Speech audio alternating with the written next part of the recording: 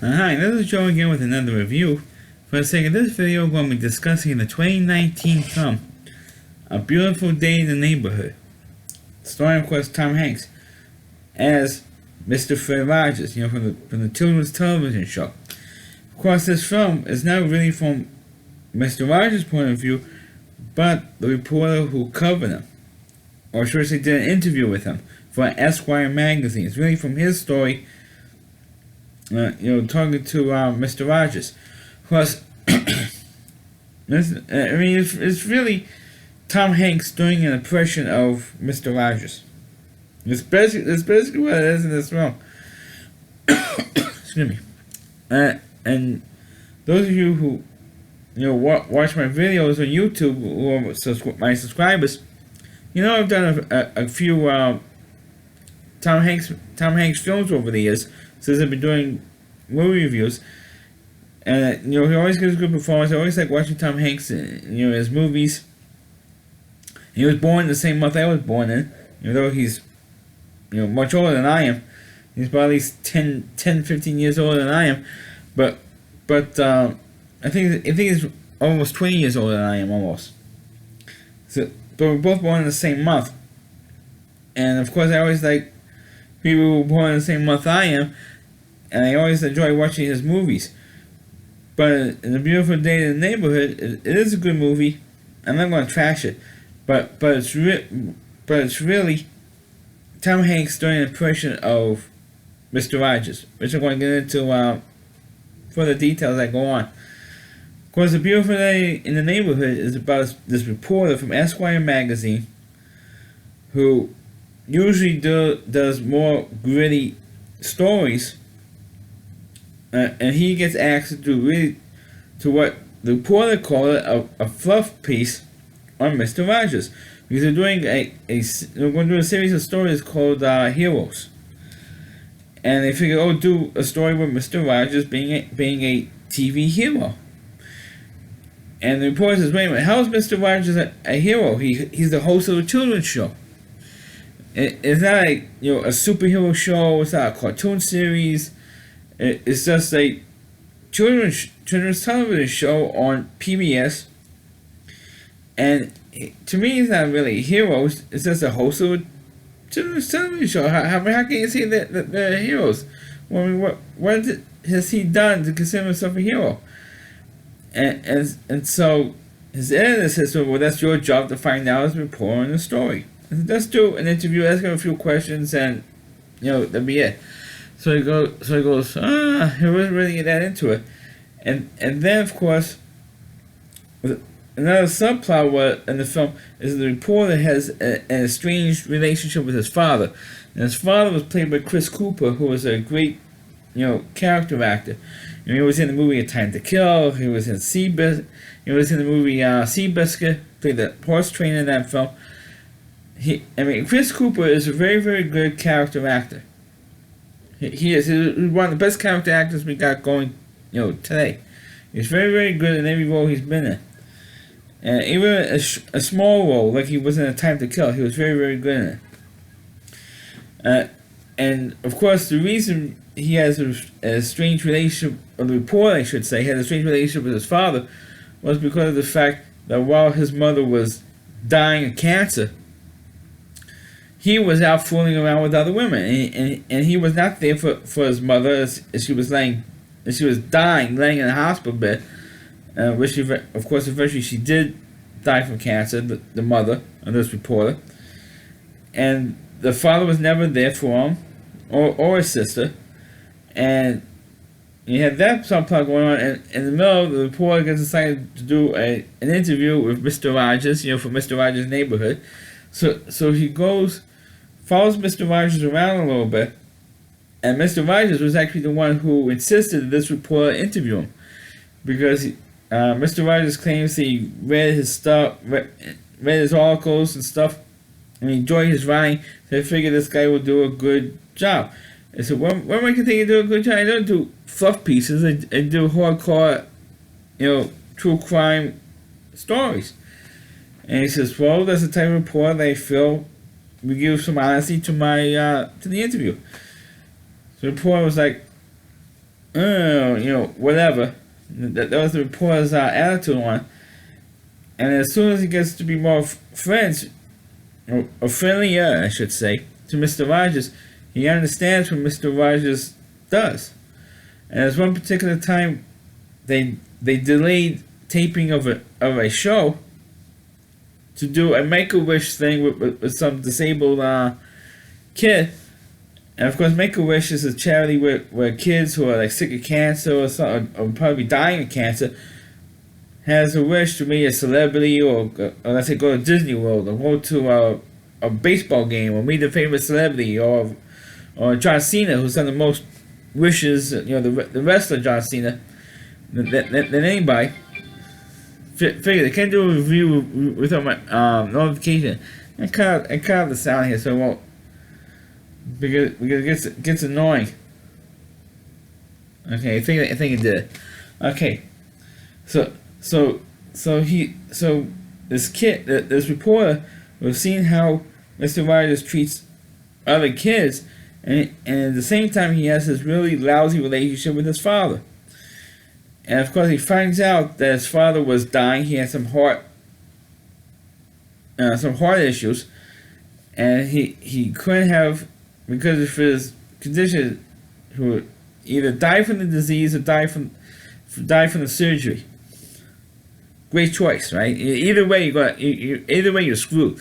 So he went through the process, and meanwhile he did somehow manage to patch things up with his father. By the time he reached the end of this movie, he did patch things up with his father, and at the same time he realizes what Mr. Rogers' influence or impact that he had on the reporter's life, and they became friends after that. Until, of course, when Mr. Rogers passed away a few years ago.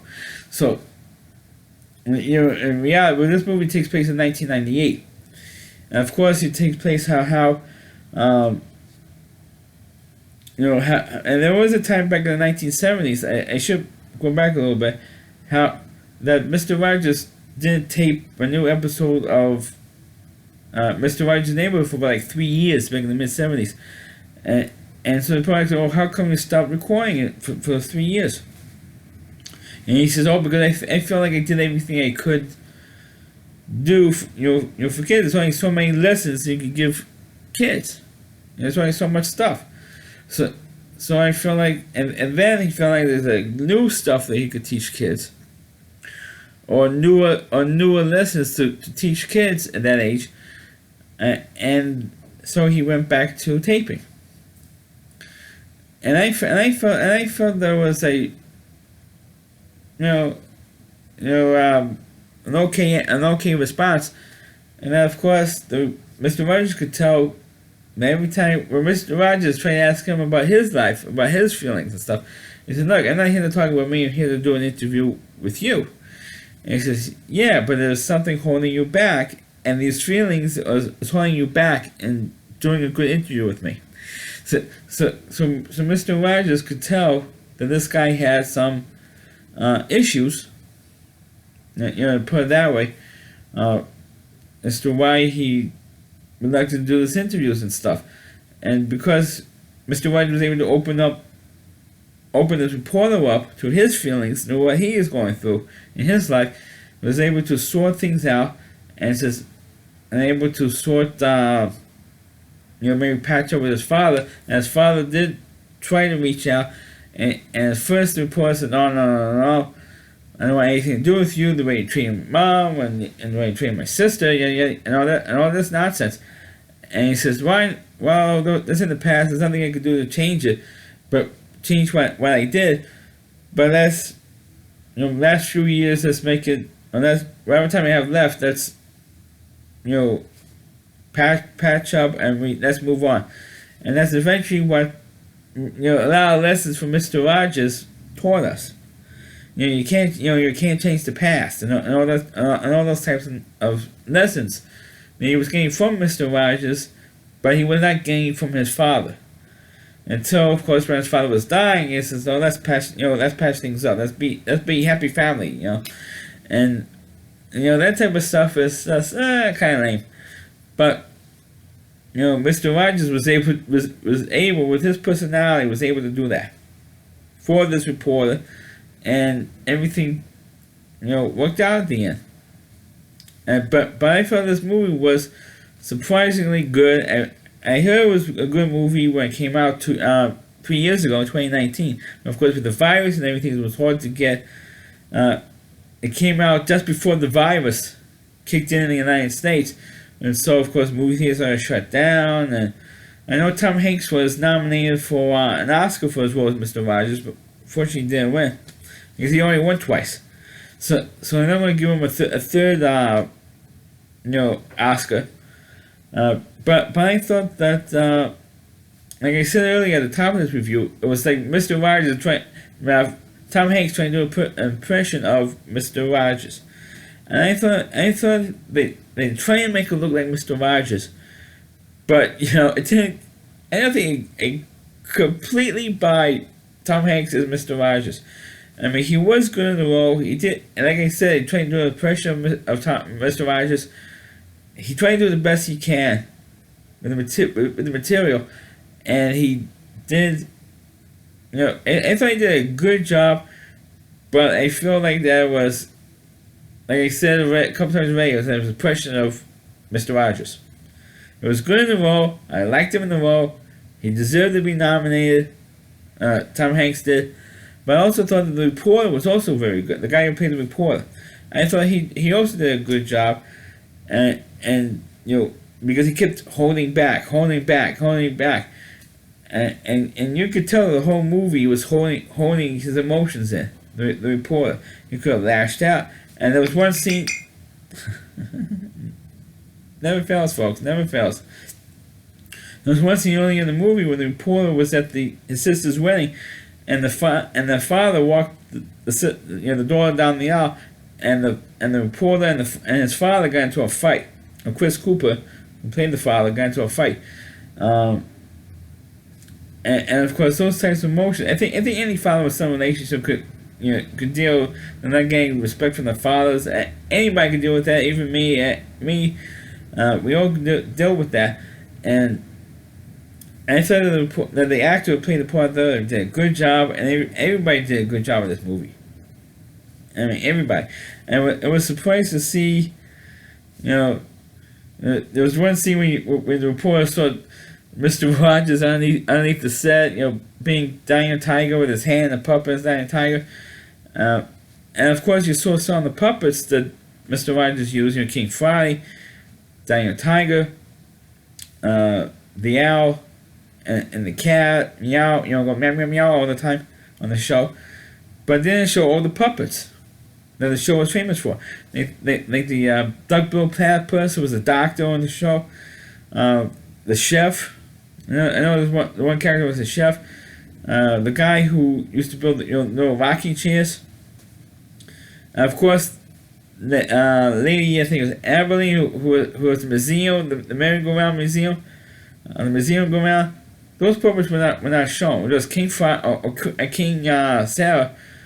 or Queen Sarah, I should say. She was not shown. Neither was the platypuses or the one who had the museum, the merry-go-round museum. On the Land of Make Believe, he didn't show them. The only other one who used to work in front of the camera on Mr. Rogers' Neighborhood was Lady Eberly. The woman who was supposed to be the niece of King Friday. Yeah, like a human being could be a niece to a puppet. It's one of those things that you think of when I was watching when I was a kid. Over 40 years ago, or 45 years ago, I was watching as a kid. It's one of those crazy things that you think of. How can a human being be a niece to a puppet? It's like I would like to see a scene in this movie where the reporter asks Mr. Rogers that question. It's like one of those nitpicking questions that fans would have for the show. But as a movie, I don't get on a tangent of the show, but A Beautiful Day in the Neighborhood is definitely a good movie, especially those who grew up watching Mr. Rogers like I did. It's one of those movies that you could watch and pretty much enjoy it. At least I did. Send them a review of the movie A Beautiful Day in the Neighborhood. Please click on the video. Please rate it. Please subscribe to my channel. Please forward this video to your Facebook pages. You can check out all my videos and on my YouTube channel at rallyc.com. That's OWDY. C.com. That's the homepage of the Rally Reviewer. Chris Lee Moore. Please check out all of his videos on his website. Thanks for watching, and catch you next time.